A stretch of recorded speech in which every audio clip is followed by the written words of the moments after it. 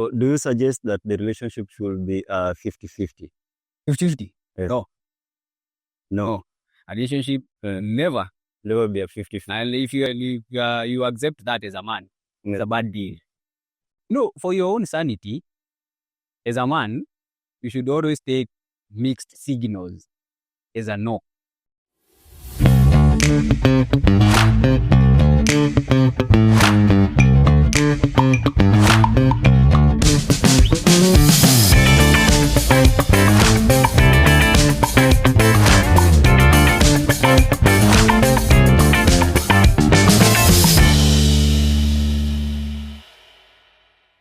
On our first show, I have Mr. Dennis here. So, who is Dennis? Dennis is a masculinity coach, and I'm an author, and I'm an entrepreneur. I do some bit of business. Yeah. Okay, that's great. So today, Dennis will be telling us more about men, money, and mindset. But we want to do this thing into 3 different segments. And our first segment we'll start our discussion talking about men.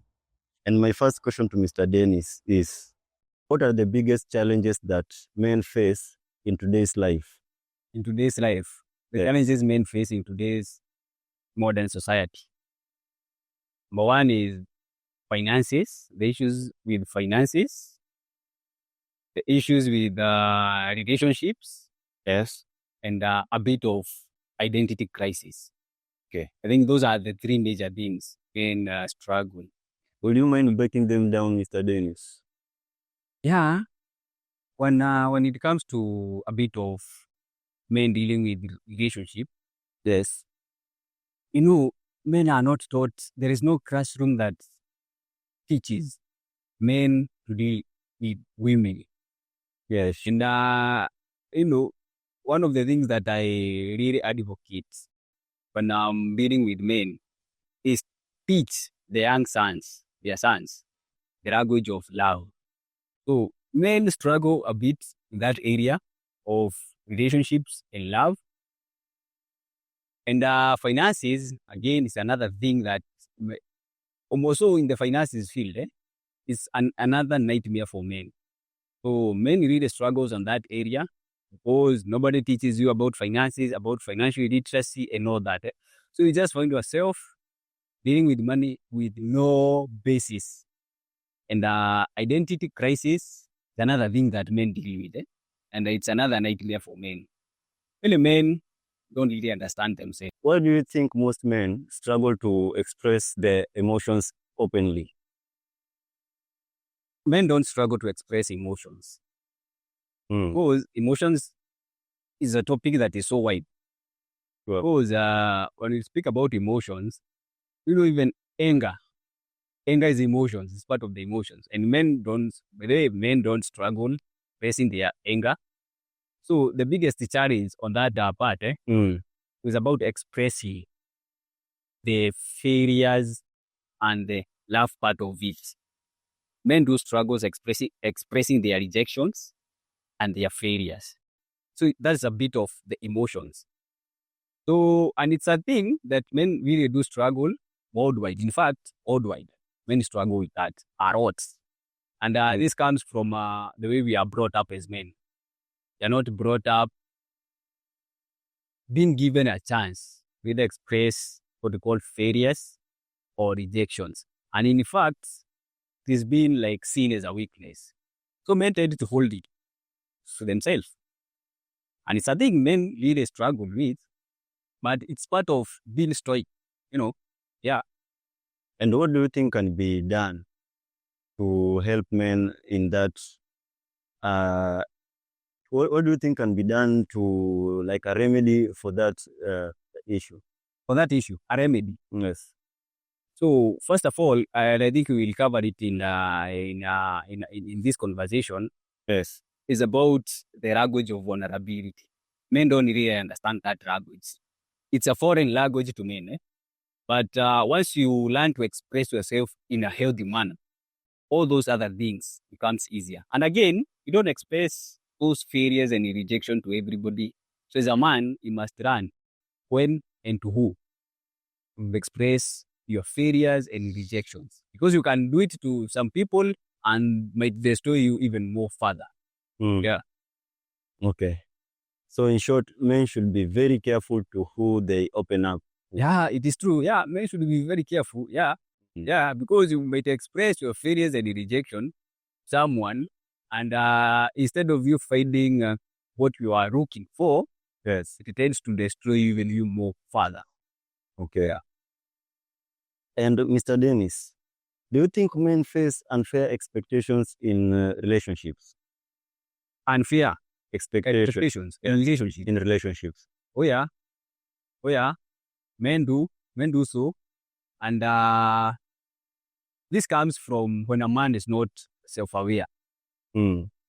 When a man is not self-aware, and we talk about that in the bit of identity crisis for men. Okay. So when a man enters into a relationship and he isn't aware either of his worth or who he really is, automatically he will really face those unfair expectations, and he doesn't know the ways to tame it. So men are really like pushed into a corner when they really face those unfair expectations, because it's true, they do. Yeah. Okay. Mr. Dennis, I have a question. Have you ever been called a simp before? Simp. Yes. Oh yeah, I've even simped before. Like yeah. I'm a little field guy, but I've been baptized by fire, so I've simped before. Can you tell us more about the simp culture? First of all, explanation or defining who is a simp. Yes.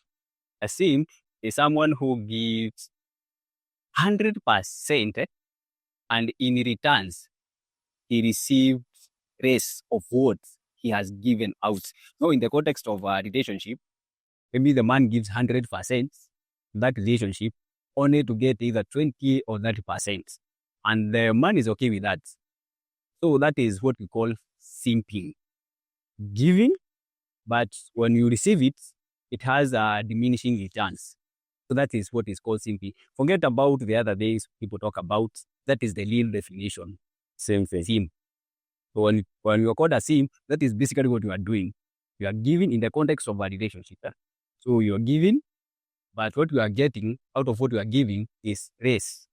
So that's what we call a simp. Mm. Yeah. So do you suggest that the relationship should be 50-50? 50-50? Yes. No. A relationship never be a 50-50. You accept that as a man. It's a bad deal. Because if you understand female nature, Yes. you understand that 50-50 never works. It's a work. bad deal. If you accept it as a man, just know that's the beginning of your end in that relationship. Okay. Because if you understand female nature, you understand women are hypergamy and all that. They may suggest it at the first, and it may look what we call as a man, something that is so logical. And a woman tells you, if your rent is 30,000, she pays 15 and you pay 15. So as a man, you see, it's making sense. But at the end of it, it's just the end. In fact, that is the beginning of constant gasts in that relationship. So as a man, never buy into such an idea. What if the girl is okay with the 50-50 relationship? Yeah.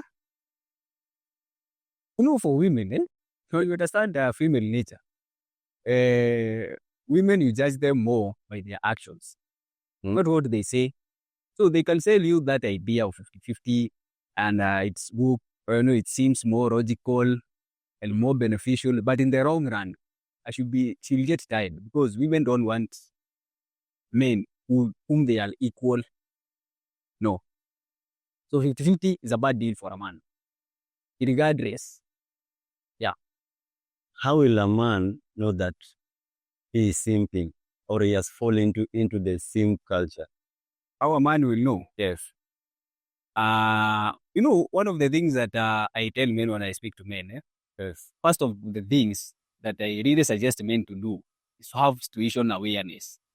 Situation awareness is the ability to read the room. That's what read the room. Read the room. Yeah, you must read the energy of the room.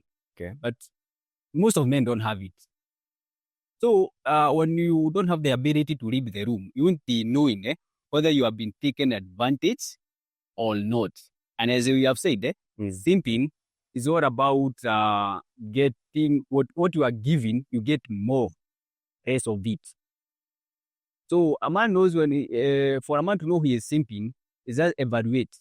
If you are giving 100% attention to that relationship and you only get 30%, just know you're in the path of simping. In fact, you are just simping. Yeah. There is no other definition of that. You are just simping. 100%, that is what you are giving, and you are just only receiving. In terms of attention, you're only giving 100 and only receiving 30 or 40 is simply wrong. And most women do play hard to get. Should a man simp for them, or how long do you think should take a man to like kuingiza the girl box? Yeah. In that context. So what happens in that? And this is something like I've written this in my book.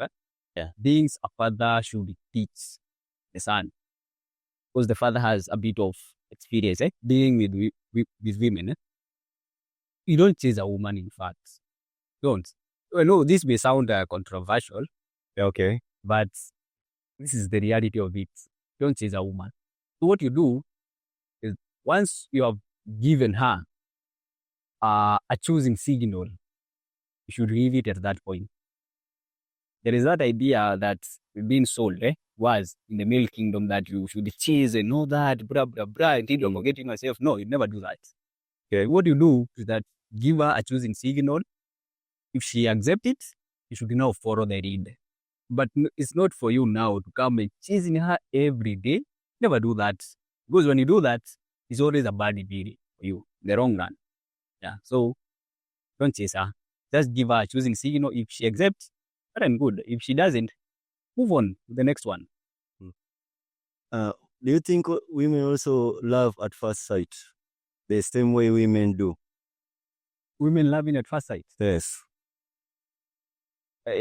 Ukimwona umempenda, so yeye pia akikuona anafaa kukupenda ama anafaa kukunoki. Yeah, it happens, but that is not something you can build. It's not a good foundation to build a long-lasting relationship, because there is that phase of attractiveness and there is a phase of being desirable. So she can feel attracted to you for a moment, but that thing cannot sustain that. So because there is another bit of being desirable. When a woman desires you, it's more than being attractive. So it happens, but it is not something that you can build on for a long run. Yeah. Does simping have some negative impact in a man's life? Oh yeah, because you become a tool of being used by others. Because everything that you will be giving, it has a diminishing return every time. In fact, you become a tool to be used. And when women notice that you have that weakness, they just use you and then dump you. And it happens. Also, in this modern society, most of men are simping. They are simp, and they are okay with it. But in the long run, it's a bad deal for a man. Yeah. From your perspective, what mistakes do men make most in a relationship? Mistake of men making relationships. One is a bit of ignoring red flags. For your own sanity, as a man, you should always take mixed signals as a no for your own sanity. So men ignore these red flags, and it's a bit of what you call simping, being a blue-pilled guy. So you just find a girl, she has a crazy past, but because of the savior schema in men, you tend to think now, you can save this person. She got a crazy past, but because of your savior schema, you think maybe you can change her or give her some bit of love. Maybe she was never loved in her past life, and you think through that, you can change that past. So you ignore the red flags and you go all in. So that is one of the biggest. So this discussion is going to take us to our next segment, which is masculinity, redefining manhood. To be a man in today's society, what does it mean? To be a man Yes, in today's society. Yeah. The status of a man never changes. Since the world was created, since the universe was created, till the end of it, a man will always be defined by the same things. So regardless of what, the status of a man remains. So the definition of it, a little gentleman or a man is defined in three things. Number one is his internal values. Two, his undying love for his assignment on earth. That is his purpose, the undying love. And number three is his true work with his creator. Those three things defines a man in the long run. Our descendants, our ancestors were defined by that. We will be defined by that. And in the future, men will still be defined by that. So the status of a man in terms of definition never changes, regardless of whatever. Man is a man, and he should remain a man forever. A man is a man. Yeah. Okay. And when a woman tells you you are not man enough, what do you think she is actually talking about? No, that is a conversation of being brought by the feminism. It's an analogy that, when a woman tells you, you feel, oh, as a man. But in reality, I know that thing when a woman tells you you are not a man enough, it really hits you. It really hits you. But you should not buy into that idea. Because what it defines a man, as you have said earlier, is your true work with your creator, the undying love for your purpose, and your internal values. As long as those are there, you're not over as a man. Yeah, we're not over as a man. What do you think they always want you to do to prove that you are man enough? No, you don't have to prove to a woman that you are a man enough. You don't have business doing that. No, you won't. Yeah, that is just succumbing to pressure. And as a man, you will do that. Okay. Don't live a life of proving a point. Forever. Yeah. Traditional masculinity, is it toxic or is it necessary? Oh man, when you say toxic, no, men are not toxic. No, men are never toxic. No, toxicity is another analogy that feminism are trying to drive in. But even this word toxic, I started hearing it during COVID. The word toxic, I started hearing it around COVID 2020. Toxic masculinity. Yeah, toxic masculinity. Yeah. But men are not toxic. In fact, what they call the traditional toxicity in men, if it was so, women could have been divorced. In fact, our mothers would have divorced a long time ago if our fathers were toxic. Okay. There is no traditional toxicity. In fact, right now, because feminism are trying to say that men are toxic and they are trying now to betterize men, become soft and all that. And by becoming this, it is now that we are seeing the high rate of divorces. The more men are becoming better males and soft and trying to eliminate that thing called toxicity, the high rate of divorce are increasing, So there is nothing about toxic masculinity or traditional toxic masculinity. No, there isn't. Yeah. Okay, I hear you, Mr. Dennis. When we talk about provision, what's your take on this? And should men always be the providers? Do you agree with that term? Men are always supposed to be the ones to provide. Yeah. Men should always provide. Yeah, I go with that. Because it's part of our role. There is a difference between roles and responsibility. So roles are universal. They never change, but responsibilities can vary. Okay. So when you have a woman and you as a man, in that home. You should provide, because we say burden of performance rise squarely on your shoulders. So it's not something that you can rain down. Always provide, but there's something I tell men: don't tie your identity with provision only. Yeah, you are way more than that. Because there are some men, when they fail to provide, they feel over as a man. Not you are a man, and there is way more things you can do apart from providing, like parental guidance. It's men who teaches their daughters and sons to be courageous. Just being the present father, that alone is enough. Because out of you, your daughters and sons learns the language of risking and being courageous as they do life. So as much as you provide, but don't tie yourself on your identity. It's just provision only. There's way more than that in you as a man. You've mentioned roles and responsibilities, right? Yeah. In a family setup, what do you think are a man's roles? Man's roles. Yes. Things like parental guidance, Okay. provision, and protection. Just becoming the visual bearer of that family. Those are like among the universal roles of a man. They remain regardless of what. And I can tell you a good example about that. When you are sleeping in your bed, your wife, and he hears someone touch the door.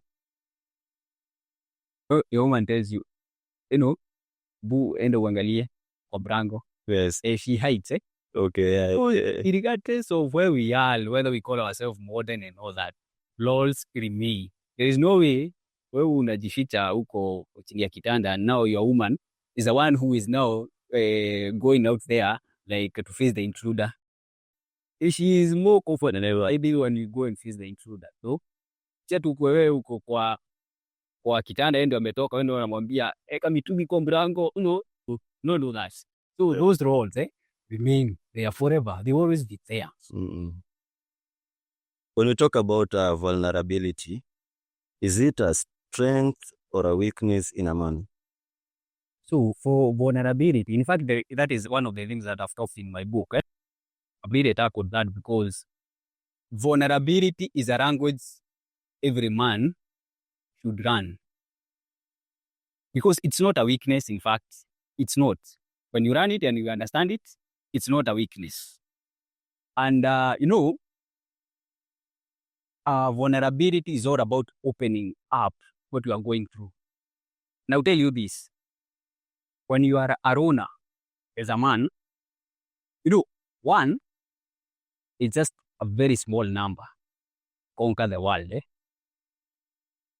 One finger cannot kill a mite, even if you try. But a fist can kill a man. So when I teach men about the language of vulnerability, I always insist that vulnerability, being vulnerable to the right people, it's never a weakness. And animals understand this kind of analogy. There is a certain wisdom animals have. An average animal, for them to transfer their genes to the next generation, you know what they do? They stick to their counterparts, the brothers they grew up with. When they stick together, there is a guaranteed part that this average animal, we have a chance to pass its genes to the next generation. So as a man, vulnerability is a safe sail through a storm. Yeah, so it's not a weakness. It's not a weakness. It's not. Okay. How should men engage with feminism without feeling attacked? Engage with feminism without feeling attacked. First of all, we must understand. You must understand that you can't engage with feminists on a clean sheet. Because we know who is a feminist, in fact, it's very unfortunate. We have to define this. Okay. Feminists most likely are broken women. Women who are either divorced, who grown in abusive families, women who have grown in abusive families, women who have grown in toxic families, abused women, and women who have gone all those sort of either abuse or never found a satisfying, partners. Those are the women who turn to feminists. Never find a married woman who is a feminist or a healthy woman who is a feminist. Feminists are always those unhealthy and unbalanced women who are either going through divorces and all that and all that. They tend to be feminist. But a healthy woman, they aren't toxic. They aren't feminists. So dealing with a feminist, you must understand that you have to go through a rough patch. So as a man, what you do is that you understand this is just a sister who is going through tough situation. So try to understand her. Yeah, so don't engage in a combative, maybe in a verbal combative way. Just be cool and understand her, where she's coming from. So just sympathize with her. Yeah, she's a broken sister. Talking of that, do you think men are one of the reasons we have increase in numbers of feminists in this country?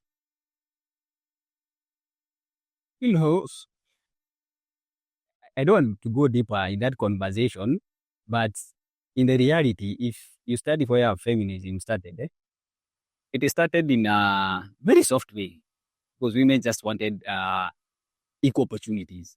That's where all started. But once they got the equal opportunity, they decided, no, we don't want equal opportunity. In fact, we are equal.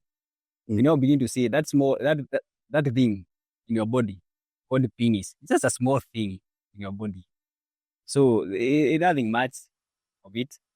So that's where it started. Now toxicity came in, toxic females came in, brought all those analogy, and today we are here, we are where we are because of that. But it is what it is, man. Yeah. Okay. And so men are not the contributors. They are not the contributors. No, those are women who have been with their own issues and fix themselves. In fact, let them fix themselves. They have nothing to do with it as a man. Men have nothing to do with feminists. And are men losing their place in society, or are roles shifting? Men losing their place in society? Yeah, in modern day society. In modern day society? Yes. It can be said so because the high rise of feminism. It can be said so. But one thing you should understand as a man is that you are a man and you shall remain a man because that's who you are. So, saying that you might lose your place in society, there is nothing like that. Never give in to such an idea. Never give in to such an idea. You never lose your place. Roles, they never shift. As I've told you, the example that I've given you, like when an intruder is now in your house, there is no way your woman atakuacha kwa kitanda endo ameenda to face the intruder. So that is part of their role. They never shift. They are universal. So what changes is responsibility. Sometimes you are down and your woman can come in, maybe chip in, pay for rent because that month you would come with some shopping, maybe pay for school fees. But those are just responsibilities, mere responsibilities. But role, they remain there forever. Okay, thank you. This one will now lead us to our final segment, which is mindset. We'll talk about growth, success, and purpose. So to our first question about mindset, what do you think many men tie their self-worth to money or success? Yeah, I know men do so, tying their worth, the money and success.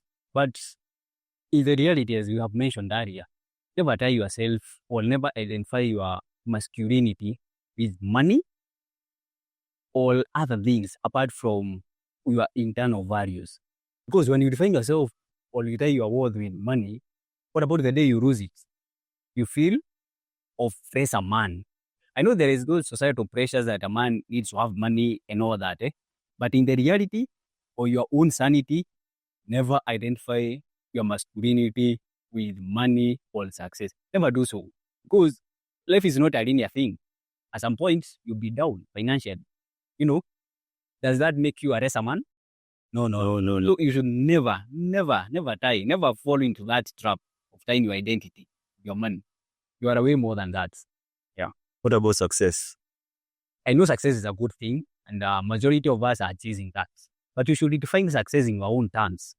As a man, you should always define success in your own terms. In terms of achieving what you have created, that is part of the greater success. Success is not all about money. No. It's all you arriving to the conclusion of your purpose. That's success. That's a great success. Yeah. Sure. What's the first step for a man to secure his financial future? Being frugal with your finances and operating under your budget. In fact, revolving around your budget. Be frugal and always operate within your budget. Don't be extremist with your finances. Money, in fact, there is that quote that says money stays where it is respected. Yeah, it's true. It's a fact of life. Yeah. How can men build confidence without arrogance? Without arrogance. Building confidence without arrogance. Sure. Yeah, there is always a very thin line between the two. But there is something I tell men. For a man, there are certain experience every man should have. We didn't mention it, but I'll give a bit of it. Every man should have gone through something we called failure. Every man should have an experience of failure and gone some bit of heartbreak. It may sound controversial, but every man need to have those kind of experiences. Failure and heartbreak. Yeah. You should have gone through a bit of heartbreak and you need to have experienced failure in your life. So what builds arrogance is for those men who have never faced failure. But men who have tasted failure, even if they make it big, they are never arrogant. They are never arrogant because they understand them both worlds. But a man who has always been having wins every day, once he hits the jackpot, oh man, that's a very arrogant one. So for you as a man, when you go through failure, accept it and just move on. That's one of the build-up pillars for you to become a great man. Yeah, this one will be kind of personal. What daily habits shaped your own mindset and success? Daily habits? Yes. Once I've discovered what I'm supposed to do, like majorly, I'm an author and I deal with men. I'm a masculinity coach. So among the daily habits is that I must make sure that at whatever circumstance, I feed myself on the things that build me to become a better version of that aspect. Every day, regardless of whatever I'm going through, I must make sure I feed myself. Either I do some bit of research or I read widely. It's part of my mantra. Yeah. How can men overcome fear of failure? Overcoming fear of failure? Yeah, it's one of the challenges men go through because failure, and I can tell you, failure is not a joke. It really destabilizes your mindset. But as a man, you should always embrace failure because at the end of it, you shall go through it anyway. When you understand failure, take it positively. And I'll give it in the context of a relationship. When you fail, when your relationship fails, under whatever circumstance, if you take it positively, you know what you do? You work on yourself. But if you take it negatively, you feel like maybe overrest a man, either nini. But if you understand the language of failure and have that understanding that it's part of the build-up pillars, you embrace it. In fact, you are left by a woman and you work on yourself. Do you know what you do? You outgrow her need for the next person. You become better. So never take it like a threat. Take it as a chance to work on yourself. So embrace failure because when you go through it, there's something that it does to your emotional fibers. You become more better. In fact, you become better.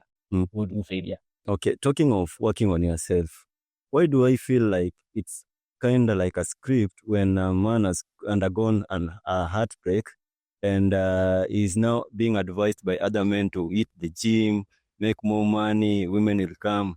Why do I feel like it's always a script? Is there a script that a man should follow when he's working on himself, probably after a heartbreak or a failure or something, maybe a loss of a job. Yeah, I know it hits very hard. One of the things that really can hit you at the belly and you feel like to bed is forever. But you see how life of a man is. Sometimes this world does not treat us that friendly. You may want to choose other path for you to heal or to overcome that, but life of a man is very difficult. So we must try to do those heavy and difficult things for you to come out safely at the other end of the tunnel. So as much as those things might look steep, but that's the reality. Life of a man. Like hitting the gym. Is that part of hitting the gym, working on, making more money, being hardworking and all that? They are a part of build up because the way life of a man is, and it's not easy. You must go through that. There are no other remedies, in fact. Yeah. And how do men balance ambition with personal life? Balancing ambitions Yes. with personal life. Yes. You know, the way life of a man is very different from the way life of a woman is. For a man, you cannot differentiate between the two. You cannot differentiate from your ambition and your personal life. Every man lives from the lenses of ambition. So you can't differentiate the two. Every man, as long as he's a healthy man, and you know what a healthy man is, when I say a healthy man, a man who is focused with goals and destiny and all that, every man always lives from the lenses of ambition. So you can't differentiate the two. At sasa weke ambition kando, you focus on personal life. You can't. As long as you are a healthy man, the two are intertwined. There is no difference. Yeah. Okay. So, Mr. Dennis, if you could give one piece of advice to every young man listening, what will it be? Every piece of advice. One piece of advice to every young man listening. Every young man listening. So, first of all, you must understand that the way life of a man is very difficult. You must come to terms with that fact. There is no softness in male kingdom. It may sound a very bitter pill, but that's the reality. Nothing comes easy in life of a man. And when you get it easy, you still lose it.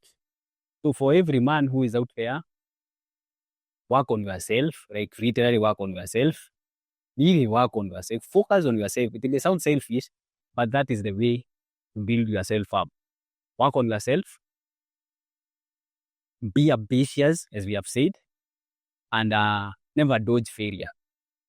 Never dodge failure. It's part of your build-up figure. So every man out there, young man who is trying to achieve greater things, that's the process, man. There's no shortcut to that. Yeah. One book you'd recommend every young man to read? Book? Man, I have a lot of books. I have a lot of books I can recommend.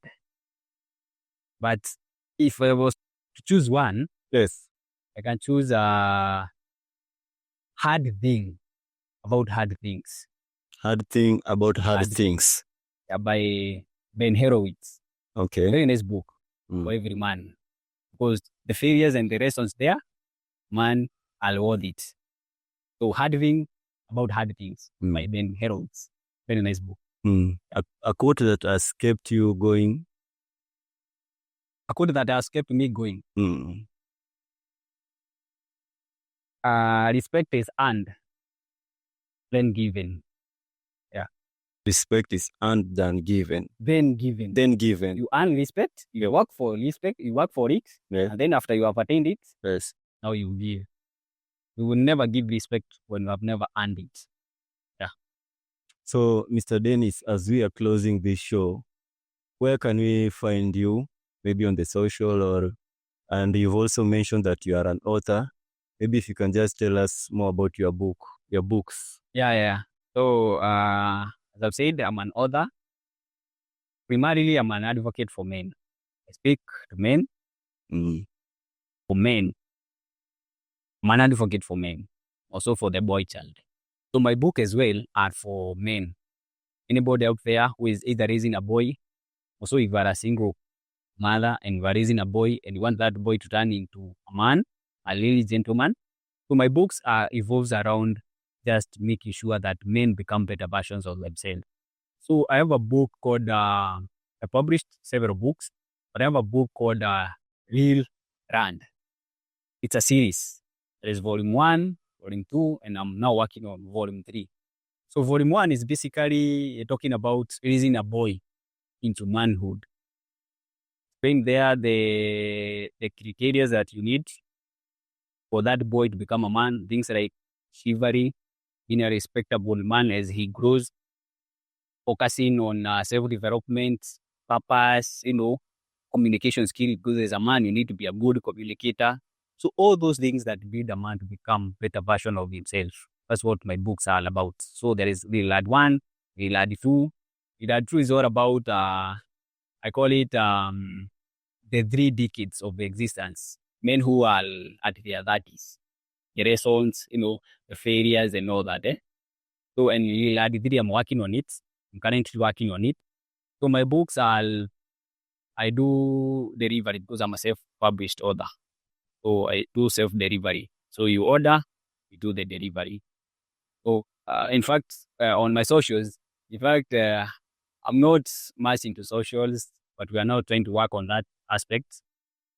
So, but and as well, I run a consultancy, called Child Consultancy. Child Consultancy, yeah. We sell skills of communication skills, personal branding, and executive etiquette. So for child consultancy, if such things, you need such things, you can reach on our socials, child consultancy everywhere, X, Facebook, and TikTok. Yeah, they are all, you can email at childconsultancy@gmail.com. That's where you can get us. But for my personal interactions, because I deal with men, I speak to men every day. Most men who are going difficulties in life, boys who don't have their identity, I speak. That's what I do most of the days. So I think I can drop my number, right? Okay. Yeah. I'll just put it on the screen. Oh, you just put it on the screen. Yeah, just say it, but I'll put it on the screen. Okay. So my number is 0716 912 347. Yeah. Okay. Thanks a lot, Mr. Dennis, for honoring our request to be our first guest at the Deep Seat Show. And we hope to see you again in our next segments. And thanks a lot, guys. Catch you in the next one.